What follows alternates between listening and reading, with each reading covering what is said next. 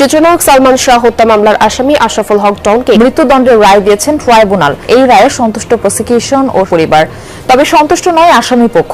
চিত্রনায়ক সালমান শাহ হত্যা মামলায় নতুন মোড়, খলনায়ক ডনকে 2 দিনের রিমান্ড মঞ্জুর করেছে আদালত। রোববার দুপুরে বিচারক তৈয়বউদ্দিন এই আদেশ দিয়েছেন। মামলার তদন্তকারী গোয়েন্দা পুলিশের কর্মকর্তা আদালতে 7 দিনের রিমান্ড আবেদন করেন। শুনানি শেষে 2 দিনের রিমান্ড মঞ্জুর করেন আদালত।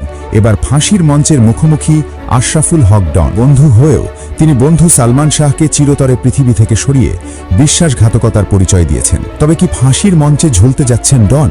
এবার রিমান্ডে সব সত্য ফাঁস করে দিলেন ডন, আর বেরিয়ে এলো একের পর এক চাঞ্চল্যকর সব তথ্য।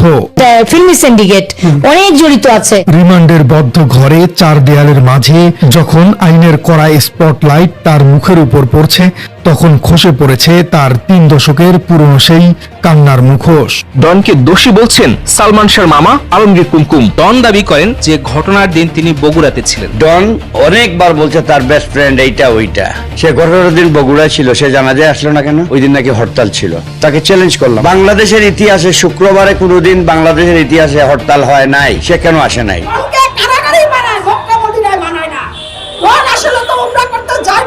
প্রিয় দর্শক, ইতিমধ্যে কিন্তু সালমান শাহর প্রধান আসামি ডন সে রিমান্ডে হত্যার কথা স্বীকার করে সে নিজের ফাঁসি নিজেই চেয়েছেন। দর্শক, সামিরাকেও গ্রেপ্তারের নির্দেশ এবং সালমান শাহর হত্যাকাণ্ডে যে তথ্য দিয়েছেন ডন, এই ভিডিওর মাধ্যমে দেখলে আপনারা বুঝতে পারবেন সেদিন কিভাবে নির্মম ভাবে সালমান শাহকে মেরেছিলেন ডন সহ আরো 10 জন। দর্শক, ইতিমধ্যে কিন্তু রিমান্ডে সকল দোষ স্বীকার করে নিজের ফাঁসি চেয়ে এবার যে উত্তপ্ত সৃষ্টি করেছেন এবং ডন যে স্বীকারোক্তি দিয়েছেন, চলুন এই ভিডিওতে আমরা দেখে আসি।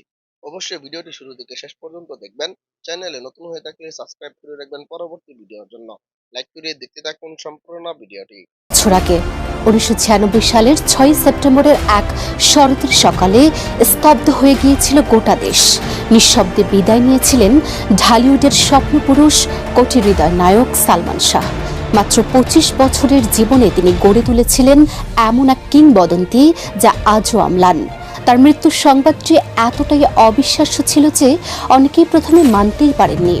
29 বছর কেটে গেছে, তবু প্রশ্নটা আজও অমীমাংসিত, কেন এমন আকস্মিক বিদায়?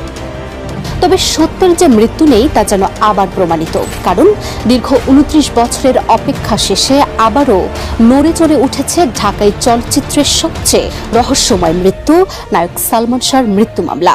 ফলে আবারও আলোচনার কেন্দ্রবিন্দুতে ফিরে এসেছেন এই কিংবদন্তি নায়ক।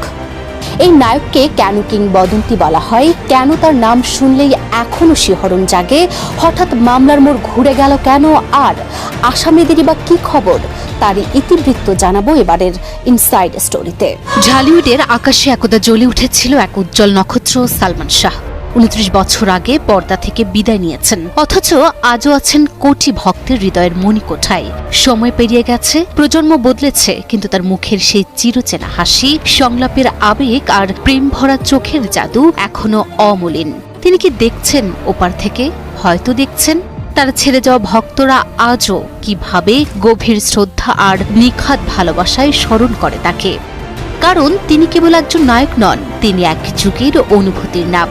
তিনি বেঁচে আছেন কিয়ামত থেকে কিয়ামত, তুমি আমার অন্তরে অন্তরে, স্বপ্নের ঠিকানা এই ঘর এই সংসার, স্বপ্নের পৃথিবীর প্রতিটি দৃশ্যে। বেঁচে আছেন ভক্তদের হৃদয়ের অন্তরে অমর হয়ে। মৃত্যুর 29 বছর পরও তার নাম উচ্চারণে আজও কেঁপে ওঠে ভক্তদের হৃদয়। তার এমন কিছু গান এবং সিনেমা রয়েছে যা এখনো দর্শকদের মন ছুঁয়ে যায়। মাত্র 4 বছরের অভিনয় জীবনে 27টি সিনেমায় অভিনয় করেছেন। তার অনবদ্য গানগুলোর মধ্যে চলুন কয়েকটি গান শুনে আসি যেগুলো এখনো কানে ভাসে। কিয়ামত থেকে কিয়ামত সালমান শাহ এবং মৌসুমীর প্রথম সিনেমা। সিনেমার গানে গানে প্রেমে পড়েছিল পুরো জাতি। কিয়ামত থেকে কিয়ামতের জনপ্রিয়তা এমন পর্যায়ে গিয়েছিল যে তখনকার তরুণরা চুলের স্টাইল, পোশাক, এমনকি সালমান শাহর হাঁটার ভঙ্গিও অনুকরণ করত। সিনেমার নাম আনন্দ অশ্রু, যেখানে সালমান শাহকে দেখা যায় বাড়ি থেকে বেরিয়ে আসা গীতিকারের চরিত্রে। সালমান শাহ নেই, কিন্তু তার স্টাইল, তার হাসি, তার অনন্য ব্যক্তিত্ব যেন এখনো প্রতিদিন নতুন ভক্তের হৃদয়ে জন্ম নিচ্ছে। ফেসবুকের স্ক্রল ঘুরলেই দেখা যায় চোখে মুখে সালমান স্টাইলের ছোঁয়া, ক্যাপশনে ভালোবাসার ঢেউ। তার ফ্যাশন সেন্স এতটাই প্রভাবশালী ছিল যে ৯০-এর দশকের তরুণদের জীবনে তিনি হয়ে উঠেছিলেন এক স্টাইল আইকন। ফ্যাশনে, অভিনয়ে, ব্যক্তিত্বে তিনি আজও সময়ের চেয়ে এগিয়ে থাকা এক কিংবদন্তি, যিনি ২৫ বছর বয়সেই অমর হয়ে গেছেন বাংলা চলচ্চিত্রের ইতিহাসে। তার মৃত্যুর ২৯ বছর পেরিয়ে গেলেও এখনো সময় যেন থেমে আছে ১৯৯৬ সালের সেই কালো দিনে। বাংলার চলচ্চিত্র জগতে অমোঘ ছাপ ফেলে যাওয়া নায়ক সালমান শাহের অকাল প্রয়াণ আজও দেশের হৃদয়ে দগদগে ব্যথার চিহ্ন হয়ে আছে। আর এবার সেই পুরনো ক্ষত আবার জাগ্রত হয়েছে, কারণ সালমান শাহের মৃত্যুর মামলা এবার হত্যা মামলায় রূপ নিয়েছে। গত ২১শে অক্টোবর রমনা থানায় দায়ের হওয়া মামলায় নায়কের স্ত্রী সামিরা হক সহ ১১ জনকে আসামি করা হয়েছে। দেশ ত্যাগ রোধের জন্য ইতিমধ্যেই ইমিগ্রেশনকে তথ্য পাঠানো হয়েছে। ৩ দশক আগের সেই মর্মান্তিক ঘটনা সত্যি কি ছিল অন্যরকম? কি ঘটেছে সেদিন? ঢাকা নিউ ইস্কাটন রোডের ইস্কাটন প্লাজা, সকাল ৭টা। শহরের সাধারণ রোডগুলো তখনও ঘুমিয়ে আছে। ঢাকার পরিচিত চিত্রনায়ক সালমান শাহের বাসায় আসেন তার বাবা কমরুদ্দিন চৌধুরী একটুখানি আলাপের আশায়। কিন্তু সেই সকালে সিঁড়ি ভেদ করে উপরে ওঠা মানা ছিল। ছেলের দেখা না পেয়ে তিনি ফিরে আসেন। সংবাদ মাধ্যম বিবিসিকে দেয়া এক সাক্ষাৎকারে সেদিনের ঘটনার বর্ণনায় এসব কথা জানান সালমান শাহর মা নীলা চৌধুরী। তিনি বলেন, সালমান শাহের বাবা জোর করে ভিতরে ঢুকলেও তার সাবেক স্ত্রী সামিরা হক তার ছেলের সাথে দেখা করতে দেননি। অতঃপর অপেক্ষা করে তিনি চলে আসেন। ঠিক সেদিনই বেলা ১১টার দিকে একটি ফোন আসে সালমান শাহর মা নীলা চৌধুরীর বাসায়। ওই টেলিফোনে বলা হলো সালমান শাহকে দেখতে হলে তখনই যেতে হবে। তবে সালমানের ইস্কাটনের বাসায় গিয়ে ছেলে সালমান শাহকে বিছানার উপর দেখতে পান নীলা চৌধুরী। দেখেন তার ছেলের হাত পায়ের নখগুলো নীল।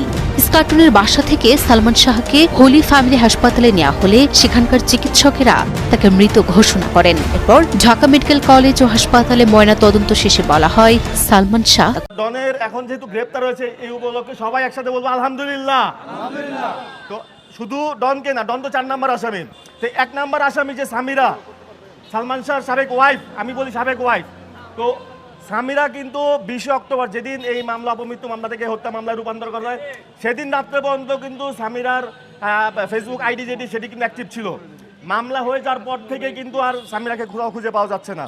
আমাদের একটি মিডিয়া ভাই তারা কিন্তু গিয়েছিলেন সামিরার যে বাসা বাড়িধারার, সেখানে খুঁজতে, তারা কিন্তু পায়নি, তারা পালিয়ে গিয়েছেন। তো গত ২ দিন যাবৎ একটি নিউজ ঘোরাফেরা করছে, ইত্তেফাকে বিশেষ করে এসেছে যে আপনার সামিরা কি ভারতে পালিয়ে গেল কিনা। আমরা কিন্তু ভারত বাংলাদেশ এগুলি ভাই বুঝি না। আমরা চাই ১ নম্বর আসামি, ২ নম্বর আসামি, ৩ নম্বর থেকে শুরু করে প্রত্যেকটা আসামিকে গ্রেপ্তার করা হবে। শেষ একটি কথা, সামিরাকে তো অবশ্যই গ্রেপ্তার করতে হবে। ২০ অক্টোবর মামলা হওয়ার পর আপনারা খেয়াল করেন, ২০ অক্টোবর মামলা হওয়ার পর কিন্তু সামিরার বর্তমান যে হাজবেন্ড, ৩ নম্বর হাজবেন্ড, তিনি কিন্তু হাইকোর্টে গিয়েছিলেন আগাম জামিনের জন্য। নায়াসিনামাইড ও স্যালিসাইলিক সমৃদ্ধ লিলি ফেস ওয়াশ যা ফেসের ডেড স্কিন সেল দূর করে দেয় দ্বিগুণ ফাস্টার ব্রাইটেনিং। আমার একটা প্রশ্ন, আমরা কিন্তু এই কষ্ট বেশি দিন করতে চাই না। কেন করতে চাই না? যে আমরা চাই এই হত্যার সুষ্ঠু তদন্ত হবে এবং এই হত্যার সরাসরি একটি রায় ঘোষণা হবে।